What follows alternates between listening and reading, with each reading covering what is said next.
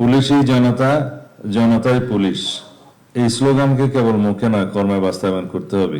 Chain of command যারা break করবেন তাদের বিরুদ্ধে আমি মন্ত্রণালয়ে যোগদান করার পরের দিনই মেসেজ দিয়েছি।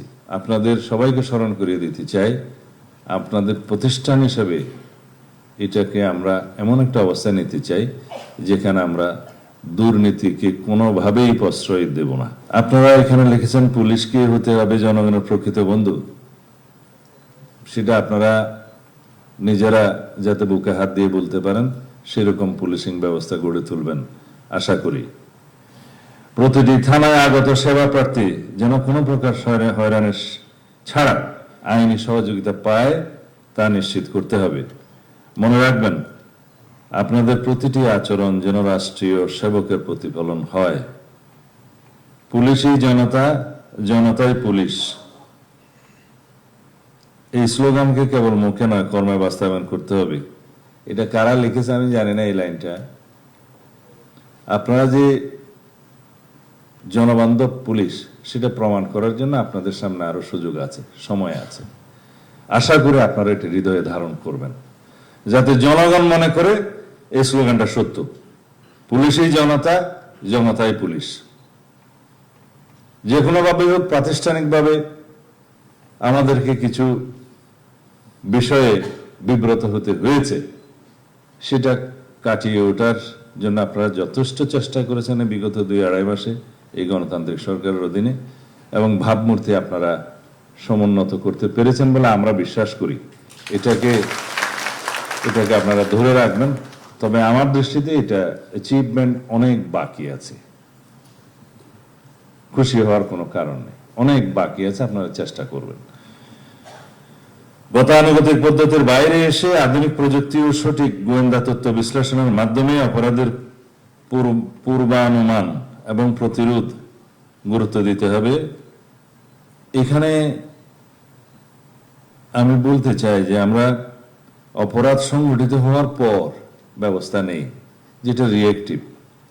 অপরাধ সংঘটিত হতে না পারে সেই প্রিভেন্টিং পুলিশিং ব্যবস্থাকে জোর দিতে হবে, যেটা আমাদের এই সরকারের প্রধানতম উদ্দেশ্য। মানে প্রিকশনারি মেজার্স।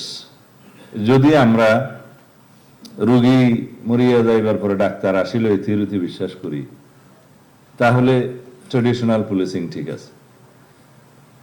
যদি বলা হয় যে ডাকাতি হয়ে গেছে এখন পুলিশ যাবে, ট্রেডিশনাল পুলিশিং ব্যবস্থার উপর নির্ভর করতে।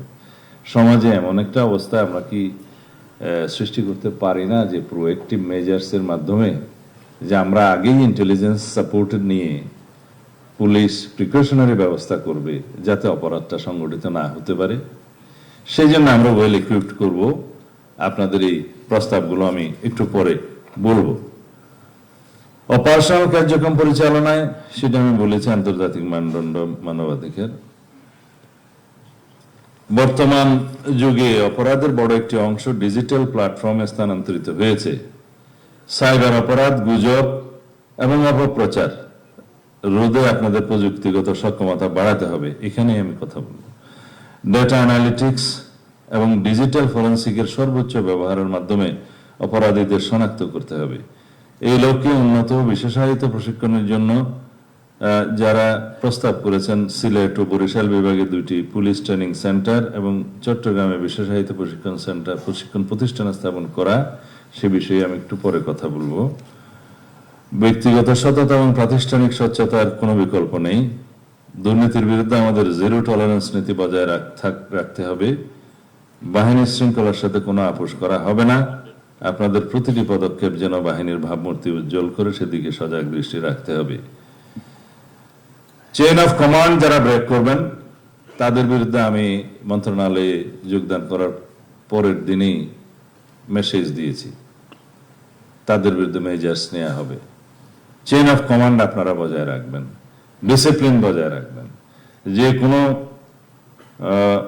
দুর্নীতির অভিযোগ আমরা তো as per rule disciplinary action নেব, কিন্তু আপনাদের সবাইকে স্মরণ করিয়ে দিতে চাই, আপনাদের প্রতিষ্ঠান হিসেবে এটাকে আমরা এমন একটা অবস্থায় নিতে চাই যেখানে আমরা দুর্নীতিকে কোনোভাবেই প্রশ্রয় দেব না।